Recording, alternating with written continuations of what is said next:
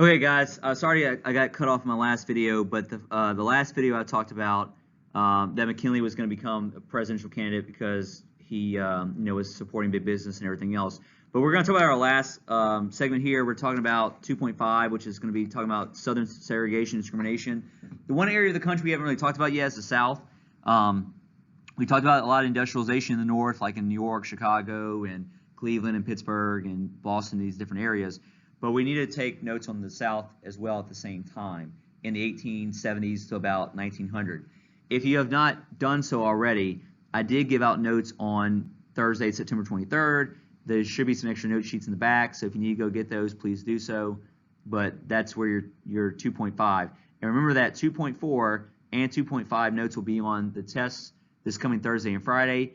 Additionally, if you need these notes, they are on Teams for you to study and review with. Kahoot should be also on Teams to review with as well. I will also plan to put these videos on Teams for you to, if you want to watch them and take notes as well too. Also notice this picture, I don't know if you caught it or not. This is actually a real live photograph that's cut for content, but this is a bunch of white men standing in front of a person who's being hanged, a black person being hanged, who was lynched back in that time period. And up here you see a poll tax certificate or receipt being paid to vote back in the day. So we're going to talk about all those things at this point. Okay, so after Reconstruction ended, so this is after the Civil War ended, after Reconstruction ended in 1877, African Americans gained the right to vote. The 14th Amendment that was passed in the 1860s gave all persons born in the U.S., meaning all ex-slaves, the right to vote. It said the states cannot deny the citizens the right to vote based on their race. So technically, legally, African Americans did receive the right to vote under the 14th Amendment. Then the 15th Amendment, I'm sorry, let me back up. 14 gave African American citizenship because they were born here. 15 gave them the right to vote. If I said that wrong, I apologize. But 14 gives African Americans, based on their being born here, the right to be citizens. The 15th gives them right to vote. So it says 15, the right to vote shall not be denied based on race. Of course, who's still excluded, and they're talking about women here, because women, it just says race, doesn't say women. So don't forget, women, while black men might get the right to vote, does not mean women can have the right to vote yet. But Southern governments adopted various legal procedures or policies that weakened African Americans' right to vote. So even though you have the 14th Amendment gives African American citizenship rights, and you have the 15th give African American men at least the right to vote, Southern state governments would make legal loopholes to try to get African Americans not have the right to vote. So Southern state governments would try to find legal loopholes to get around African Americans' right to vote. Now, let me say this. I might go a little fast in this video because I don't know how people are fast or quickly taking the notes. Obviously, one way to take the notes is from doing it through Teams because they're already posted there. The other option is, if you need to, tell the substitute to please pause the video or rewind the video. That's not a big problem. So I might go a little fast in the video, but if you need to, have the video paused and before you go on the next slide. So I'm moving on. Even though during Reconstruction there are these laws that were passed, Southern governments will still adopt various legal things to help limit their right to vote. Okay, voting restrictions. I'm just going to put it all on the screen so that way you can take notes as I go along. There are two main ways the South limited African American rights to vote. So there's two main ways that African Americans limited, or the Southern states, the Southern governments limited African Americans from voting, even though you had things like the 14th and 15th Amendments. One was literacy tests. It measured literacy through complicated questions unrelated to politics. Like, if you took this test, it was hard for anybody to pass because it was a bunch of like mental games, and it was like you had to do all these certain procedures and things, everything else. The questions and the answers were also very loosely interpreted, so you could easily fail anybody that you wanted to and make it to where they couldn't pass. So officials could pass or fail or manipulate any test to where they could make it to where whites could pass it or African Americans didn't pass it, just however they wanted to do it. So literacy tests were used from like the 1870s until about the 1960s as a way to limit African Americans because these tests were made in a way that would be very, very hard to vote. The other way that they limited African Americans' right to vote was through poll taxing. They basically would make everybody pay a fee every year to vote. So they would make anybody, poor whites and poor blacks from the South, pay for the right to vote. They had to pay for the right to vote. Many sharecroppers, meaning African Americans, were too poor to pay. Many sharecroppers were too poor to pay because they didn't have the money they had barely enough money to eat, let alone pay to go vote. So they had to pay about $2.50 to do a poll tax in 1896, which would be about the equivalent of $50 today. So they would raise money to get around this. Now you might be saying, well, what about poor whites? The South had a lot of poor whites too. How did they get around this? Well, the South had something called the Grandfather Clause. The South had something called the Grandfather Clause to get around this. Let me just scan this real quick. I'm going to come back to this. So the South had something referred to as the Grandfather Clause to get around these procedures. So a Grandfather Clause meant that if your grandfather could vote before 1860, then you didn't have to pay the poll tax. So a lot of poor whites got around these poll taxes by basically saying that, you know, my grandparents were able to vote before 1860, so they didn't have to read, they didn't have to pay the tax either. Okay. See if I can go back real quick before I go. It doesn't let me go backwards when I'm recording, so I apologize. Yeah, sorry guys. If you need those notes, like I said, those notes that I skipped over, that I kind of went quick with, they're on Teams. You can pull those up as we go through the notes. Use the laptops in class to do so. Okay. Moving on from voting restrictions, you get Jim Crow laws. So moving on from voting restrictions, you get Jim Crow laws. Despite the 14th Amendment that gave African Americans segregation rights in this, gave them citizenship rights in the South, segregation laws will be developed in spite of that. So even though African Americans were considered to be full citizens, there were segregation laws that were created and passed in the South to help limit their rights and abilities. These became known as Jim Crow laws. It was named after a very famous minstrel blackface character who was used in a lot of plays. This is an illustration of what Jim Crow looked like. But Jim Crow was a very racially, stereotypical character that was usually actually played by white people in blackface. So racial segregation went as far as hospitals and schools and public transportation, meaning like buses or carriages, parks, restaurants, and entire cities. So racial segregation were these laws that were passed to limit African Americans' rights, and they were segregated from these kind of things: hospitals, schools, public transportation, parks, restaurants, all these different types of places. So again, these are not national laws. Segregation laws and Jim Crow laws are segregation laws. That's the nickname for these laws. Jim Crow laws or segregation laws were passed by states. So these, like the states like Louisiana, Mississippi, Alabama, Florida, Texas, and so on, all passed these segregation laws that limited where African Americans could and could not go and what they could and could not do. Couldn't go to certain schools, so on and so forth. Okay? So Jim Crow laws are segregation laws. And don't confuse this with voting rights laws. So the poll restrictions, the poll taxes, and the literacy tests, those are voting right limitations. Those are not Jim Crow laws. Jim Crow laws are to create segregation, meaning like separation in society. The poll taxes and the literacy test, that was for voting, to limit them from voting, but that was not the same thing. That was not the same thing. Okay, anyway, so moving on. So that's the Jim Crow laws. Here you see an example. It says meals at all hours, restaurant, all white help. So it's just for whites here at this restaurant.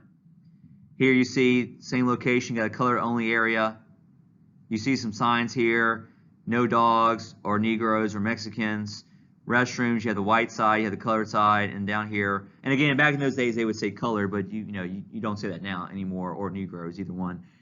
Those are old terminologies that people don't use anymore, but it says here at the bottom, it says colored seated in the rear. So there's a bunch of different signs that were used to help promote segregation.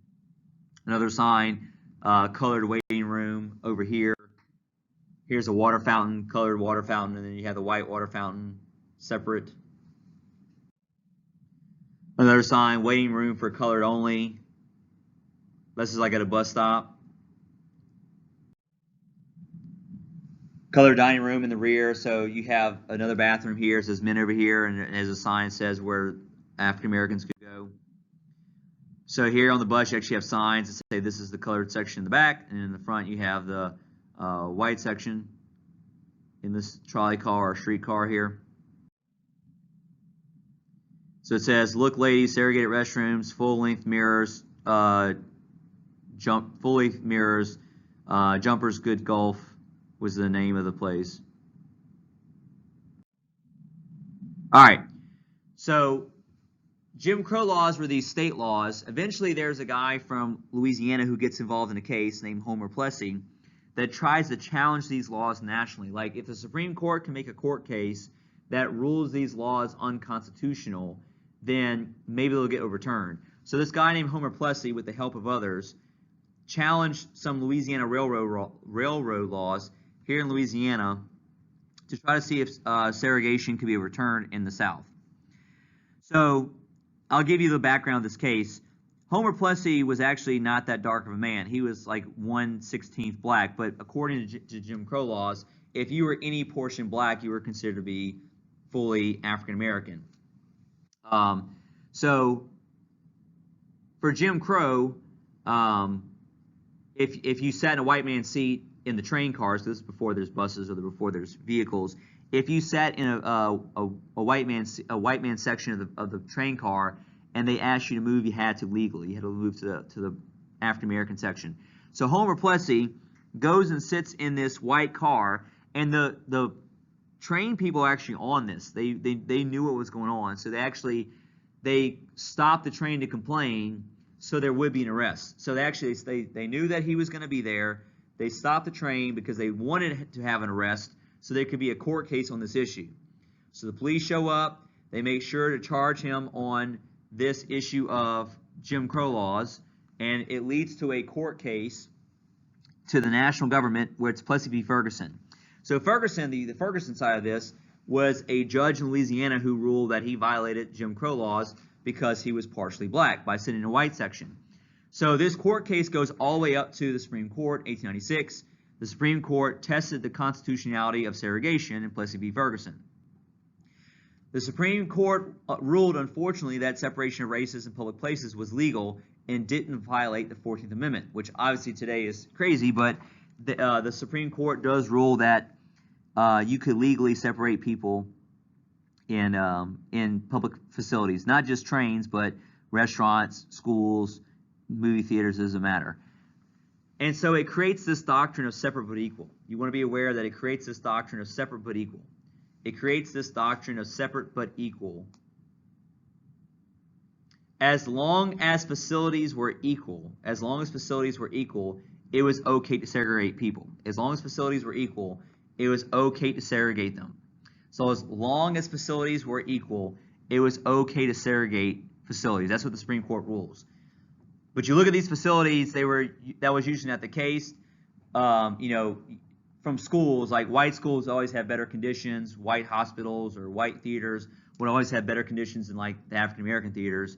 But what you want to have down at the very bottom is that Plessy v. Ferguson does legalize Jim Crow laws and makes them legitimate. And Jim Crow laws, again, being segregation laws. Segregation laws for any location, whether it be for movie theaters, for restaurants, for hotels, for bathrooms, everywhere. So actually, as a result of Plessy v. Ferguson, you get more states passing more Jim Crow laws. So the whole thing backfired on Plessy and his group that were trying to challenge these laws, unfortunately. All right, informal discrimination. So another problem that you see is lynching. We'll get to that in just a second. There was a racial etiquette. There was not always written rules that were written down, but basically the idea was that informally that African Americans were supposed to yield to whites. Like if you were walking on the street, an African American was supposed to step off the sidewalk if a white person was walking by, things like that, where there's all these different social etiquette things that were supposed to happen, where African Americans were supposed to, move out of the way of white people or get out of the way or move off the bus seat, whatever the case is.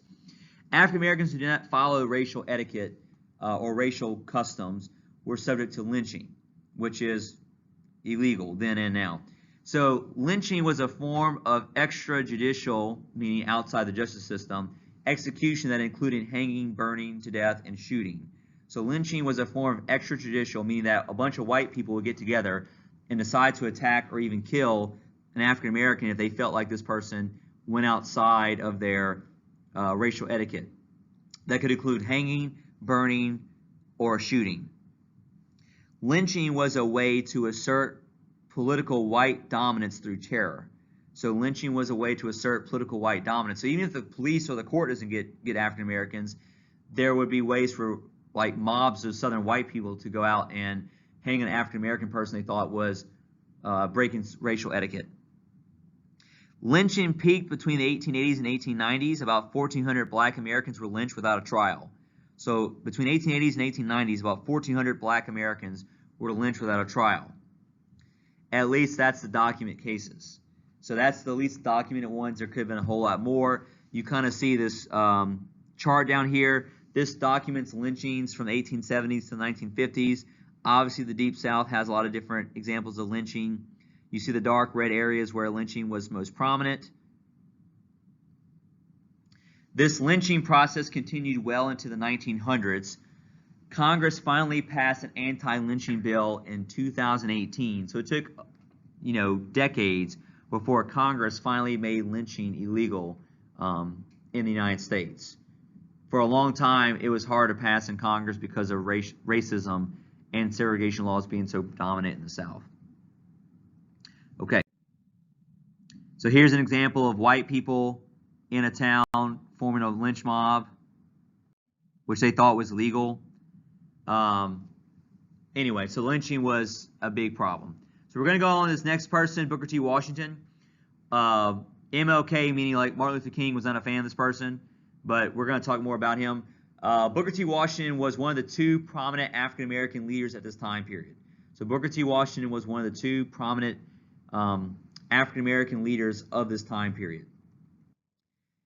He was an educated black man, former slave. So he's a former slave who had gained his own education.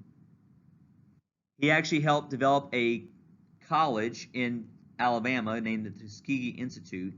So he helps create this college in Alabama called the Tuskegee Institute, where he helped taught African Americans how to do different trades. When we say trades, we mean like skilled labor jobs, like carpenters, painters, welders, those kind of jobs, not like college education. So he developed the Tuskegee Institute not as a college in the sense of like, classes and tests and those kind of things with like, college degrees.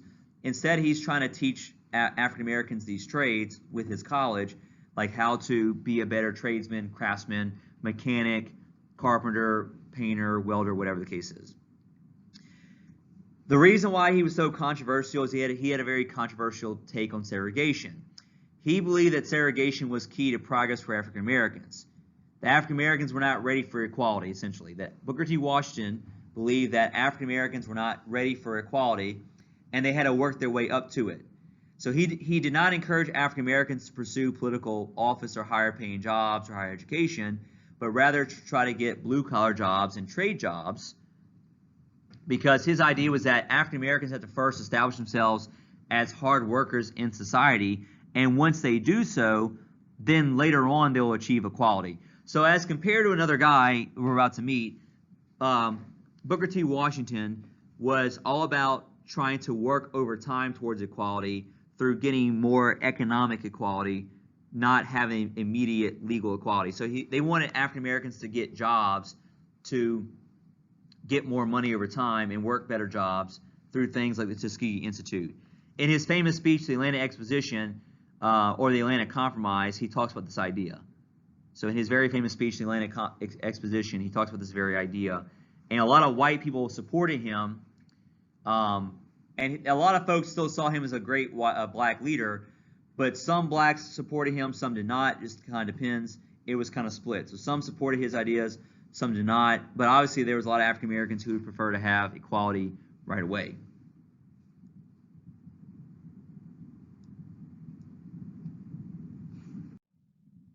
Okay, so the guy who comes up in response to Booker T. Washington is going to be W.E.B. Du Bois. So W.E.B. Du Bois is going to be the guy who's going to be the opposite of Washington. He's going to be the guy who's the opposite of Washington. Where Washington was all about trade skills and craftsmen, Booker T. Washington was actually educated at Harvard. He got his doctorate from Harvard, the first African American to do so. So he actually got his doctorate from Harvard in sociology. But he believed that African Americans should seek higher education. So whereas Booker T. Washington wanted people to go to like trade school and work basic like factory jobs or basic mechanical jobs, he wanted African Americans to go to college and get higher education. Because the idea was that they'd be educated, they can get into politics, and once they got into politics, they could start reforming the government. So you had to have higher educated African Americans, which is why he wants to go to college, so they can run for politics and win and eventually seek reform. He founded the Niagara Movement in response to Washington's Atlanta Compromise speech. So he founded the Niagara Movement in response to Washington's Atlanta Compromise speech. This would allow them to fight oppression and try to achieve equality right away. So that's the big difference between him and Washington. He wanted equality immediately. He wanted equality immediately, not over time. So that's the difference between him and Booker T. Booker T thought equality would come later on down the road. W.E.B. Du Bois thought equality should happen right now, right away, not later on. His ideas and his movement, like the Niagara Movement, and it's named Niagara Movement because it actually is founded in Niagara Falls area, will help fuel the Civil Rights Movement. And he pretty much hated Booker T. Washington because of his ideas. It also could be because of where they were from. Washington was from the South, so he probably had different views versus W.E.B. Du Bois, who's from the North, who was not an ex-slave, so he grew up a free man. So they both had different experiences and had different viewpoints. He also helped found the NAACP. So he also helped found the NAACP, which is the National Association for the Advancement of Colored People. The NAACP is the National Association for the Advancement of Colored People. It's still around today, but then and now the NAACP fights for the rights of African Americans. So for then and now, the NAACP fights for the rights of African Americans in general. So that's W.E.B. Du Bois, who had a doctorate from Harvard University. This is a picture of him and his group at Niagara Falls. So this was the beginnings of the Niagara Movement. You might also notice that there was whites and blacks in this group. It wasn't just blacks. And this is later the NAACP. Same thing, that there were whites and blacks involved in the NAACP. It was not just African Americans. So it was whites and blacks involved trying to fight for equality. Again, NAACP, W.E.B. Du Bois, they wanted equality now, not later on. And Washington wanted it to develop over time. So that's the end of the notes. That's all of 2.5. It's pretty short. If you didn't get all that, if I went too fast, you can use your laptop to look it up on Teams. Remember that we're going to review this on Wednesday, and your test will be this coming Thursday and Friday, writing and the multiple choice test. Okay, so make sure you're preparing for that. We'll see you Wednesday. Good luck, guys.